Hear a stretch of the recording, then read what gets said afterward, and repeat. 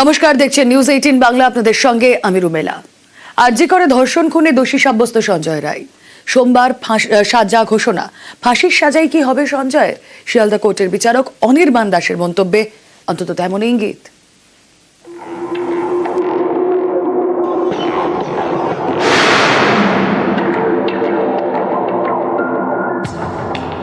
Night ডিউটিতে মহিলা চিকিৎসককে ধর্ষণ খুন। গত অগস্টে আরজি করের ঘটনা ঘিরে দেশ জুড়ে শোরগোল পড়ে যায়। সিভিক ভলেন্টিয়ার সঞ্জয় রায়কে গ্রেপ্তার করে কলকাতা পুলিশ। শনিবার তাকে দোষী সাব্যস্ত করেছে শিয়ালদা কোর্ট। এদিন আদালতে বিচারক অনির্বাণ দাস সঞ্জয় রায়কে বলেন, আপনার বিরুদ্ধে অভিযোগ যে আপনি আরজি করে সেমিনার রুমে মহিলা চিকিৎসককে খুন করেছেন, ধর্ষণও করেছেন। আরজি করের ঘটনায় দোষী সাব্যস্ত সঞ্জয় রায়। সর্বোচ্চ 25 বছরের জেল হতে পারে, আমৃত্যু জেল হতে পারে, মৃত্যুদণ্ডও হতে পারে। সোমবার সাজা ঘোষণা। সঞ্জয় রায় বলে, আমাকে ফাঁসানো হয়েছে, আমার গলায় রুদ্রাক্ষের মালা আছে, আমি ধস্তাধস্তি করলে সেটা ছিঁড়ে যেত, আমাকে ফাঁসানো হয়েছে, আমি এই কাজ করিনি, যারা করেছে তাদের কেন ছাড়া হচ্ছে? বিচারক অনির্বাণ দাস বলেন, শাস্তি আপনাকে পেতেই হবে, কি শাস্তি পাবেন সেটা সোমবার ঠিক করব, সেদিন আপনার কথা শুনবো। সঞ্জয় রায়ের যেটা বক্তব্য ছিল যে একটা গলায় রুদ্রাক্ষর মালা নিয়ে, কিন্তু যে রুদ্রাক্ষর মালা বেসিসে সঞ্জয় রায়ের বক্তব্য, সেই রুদ্রাক্ষর মালার পার্টটা কোনোভাবেই ক্রস এক্সামিনেশনে আসেনি এভিডেন্সে। কেউ 351 মানে যেটা তার নিজের বক্তব্যের সময় বলবে সেই পার্টে বা যেটা আর্গুমেন্টে বলবে সেইটা that has to be corroborated by evidence as well as 351, কিন্তু সেটা কোনোটাই ওদের ডিফেন্স কাউন্সিল তুলে ধরতে পারেনি।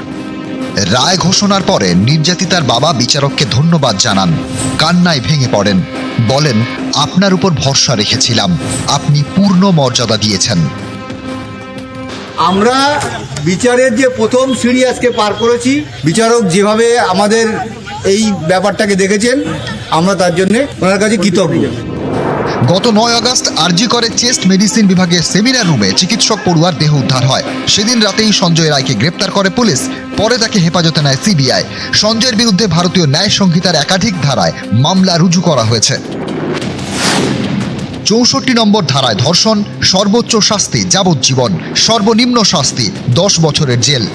66 নম্বর ধারায় ধর্ষণের জেরে মৃত্যু, এতে সর্বোচ্চ শাস্তি মৃত্যুদণ্ড, সর্বনিম্ন 25 বছরের জেল।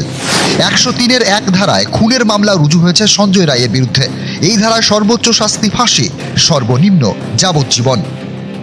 সঞ্জয় রায়কে দোষী সাব্যস্ত করা হলো আরজি কর কেসে।